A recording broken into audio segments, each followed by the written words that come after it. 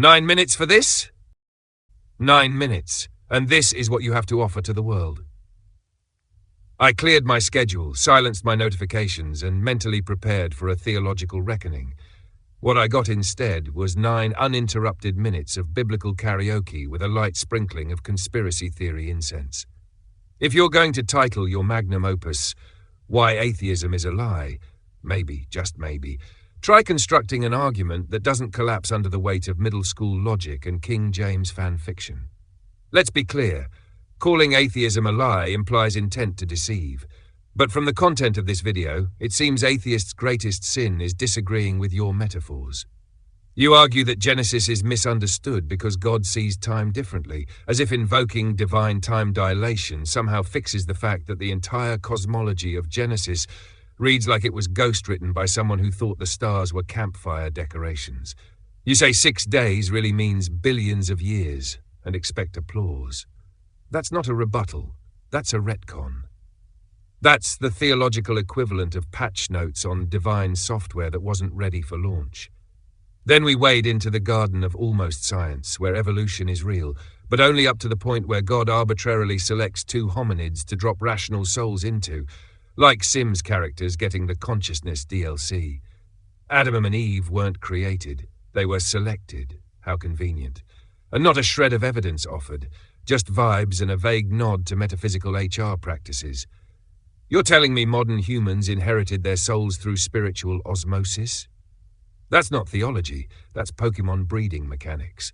And oh, the problem of evil. The great Everest of theological challenges, reduced here to God allows evil because free will and Satan deserve a turn.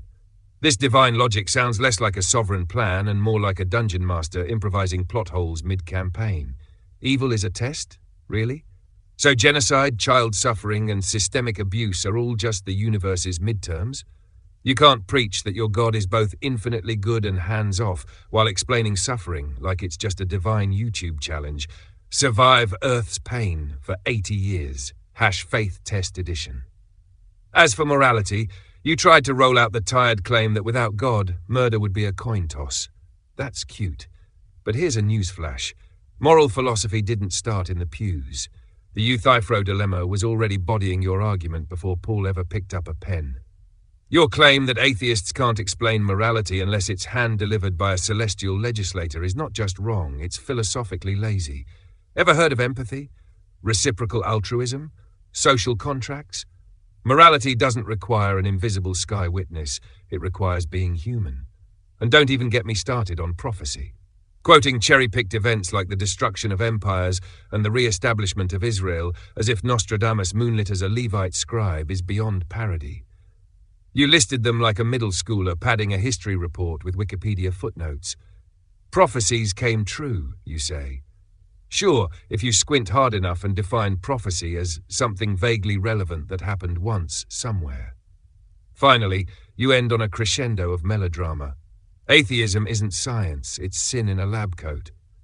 Honestly, I laughed. That's not an argument, that's the villain monologue from a sermon-themed soap opera.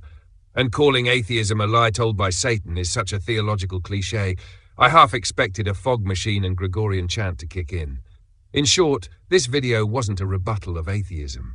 It was a sermon disguised as an argument, a TED Talk for the spiritually panicked. If you're going to claim to defend the truth, at least try to make truth look like it graduated from somewhere besides a youth group. Until then, take the 9 minutes back, refine your thesis, and maybe, just maybe, engage with ideas instead of throwing them into the pit and lighting a match.